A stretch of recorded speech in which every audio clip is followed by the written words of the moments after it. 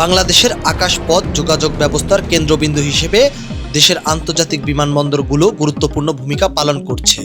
রাজধানীর হযরত শাহজালাল আন্তর্জাতিক বিমানবন্দর দেশের প্রধান ও ব্যস্ততম বিমানবন্দর হিসেবে দীর্ঘদিন ধরে আন্তর্জাতিক যাত্রী ও কার্গো পরিবহনের নেতৃত্ব দিয়ে আসছে এই বিমানবন্দরটি।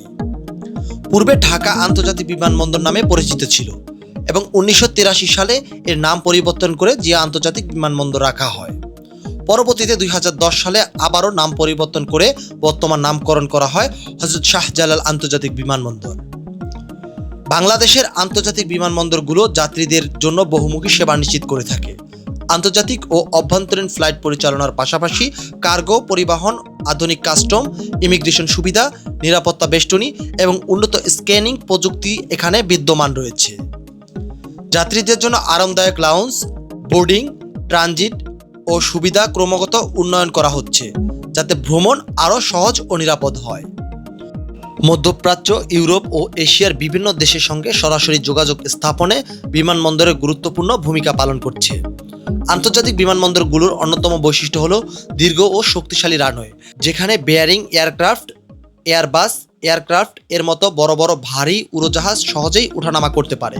আধুনিক নেভিগেশন সিস্টেম, রাডার প্রযুক্তি এবং এয়ার ট্রাফিক কন্ট্রোল ব্যবস্থা উন্নয়ন বিমান চলাচলে আরও নিরাপদ ও কার্যকর করছে। তবে উন্নয়নের এই অগ্রযাত্রার মাঝেও কিছু চ্যালেঞ্জ রয়ে গেছে।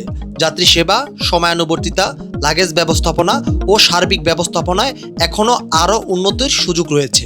তা সত্ত্বেও চলমান আধুনিকায়ন কার্যক্রম সম্পন্ন হলে বাংলাদেশ বিমানবন্দরগুলো আন্তর্জাতিক মানের আরও প্রতিযোগিতামূলক হয়ে উঠবে বলে আশা করা যাচ্ছে। সব মিলিয়ে বাংলাদেশের আন্তর্জাতিক বিমানবন্দরগুলো শুধু যাতায়াতের মাধ্যম নয়, বরং দেশের অর্থনীতি, প্রবাসী সংযোগ এবং বৈশ্বিক সম্পর্কের উন্নয়নের অন্যতম প্রধান সেতুবন্ধন হিসেবে কাজ করছে। আধুনিক প্রযুক্তির দক্ষ ব্যবস্থাপনার সমন্বয়ে এগুলো ভবিষ্যতে আরও শক্তিশালী ও বিশ্বমানের হয়ে উঠবে, এটাই প্রত্যাশা। এস এম স্বাধীন, চ্যানেল 9, ঢাকা।